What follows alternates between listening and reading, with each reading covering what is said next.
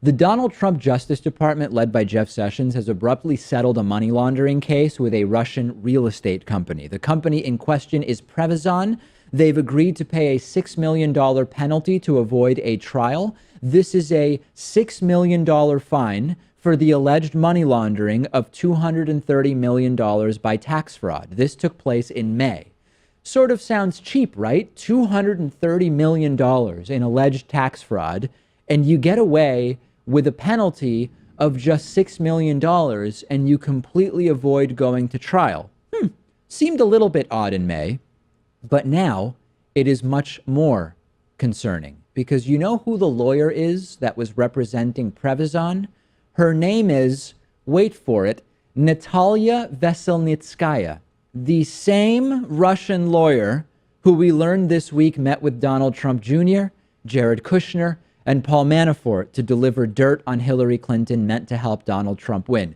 Sort of strange that if we believe Donald Trump Jr.'s story, that while she promised dirt, she didn't deliver dirt. Just as things are starting to heat up, we figure out that she was involved in the settlement for only 2.6% of the allegedly laundered amount of money. I'll give you the numbers once more because they're so stunning. This was a trial that was set to happen over $230 million in money laundering. They were able to settle for $6 million. That's 2.6% of the amount of money allegedly laundered.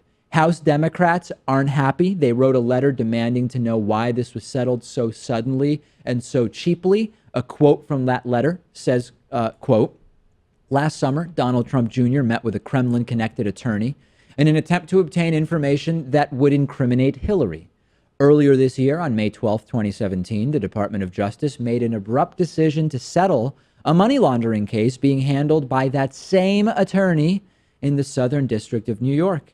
We write with some concern that the two events may be connected and that the State Department may have settled the case at a loss for the United States in order to obscure the underlying facts." This attorney is increasingly a character of interest. Here she is pictured during a Foreign Affairs Committee hearing about Russia in 2014.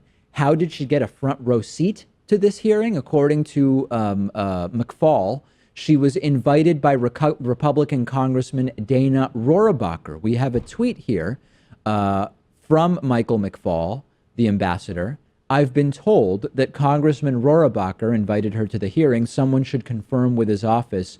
He is also anti-sanctions." Why is that interesting? Well, Congressman Dana Rohrabacher was one of the two people mentioned back in, remember those leaked tapes where you had Republican Congressman Kevin McCarthy on audio tape saying, "There's two people I think that Putin pays, Rohrabacher and Trump." Right. Very interesting that every aspect of this is coming full circle. And then the room laughed and he goes, no, I'm serious, right? Yeah, Paul Ryan said something about, we're not talking about that. This is an off-the-record meeting, right? And then people laughed. I know I say this a lot.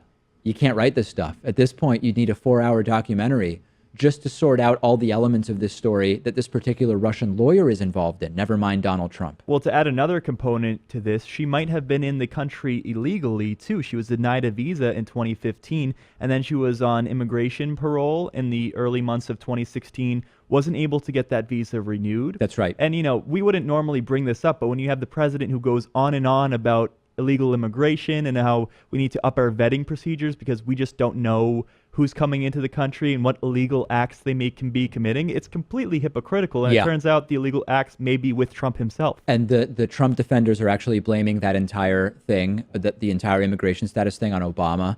And it's just amazing what's going on. Anyway, that's the latest. Very, very disturbing stuff. You can talk about this with us on our Reddit discussion forum at davidpakman.com/Reddit. Today's program is made possible by Tagadab, the hosting specialists, offering a range of flexible hosting packages, including dedicated, VPS, and cloud server options, as well as custom server solutions and UK-based co-location services for your business or project. Tagadab's web hosting services support a wide range of customers and businesses worldwide, including bloggers, tech startups, financial traders, gamers, web developers, and more.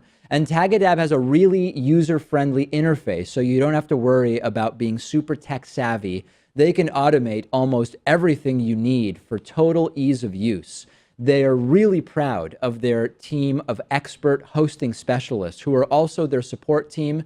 70% of their business comes from repeat orders and recommendations. With a growing number of people interested in moving their businesses and projects to the cloud, Tagadab is currently offering our viewers and listeners a 20 British pound free credit, about 24 US dollars, to all customers signing up to give you a chance to try the service. This is a limited availability offer, first come, first served, for viewers and listeners of the David Pakman Show. To take advantage of it, go to signup.tagadab.com/TDPS and use the offer code TDPS20, all one word, all lowercase, during account registration.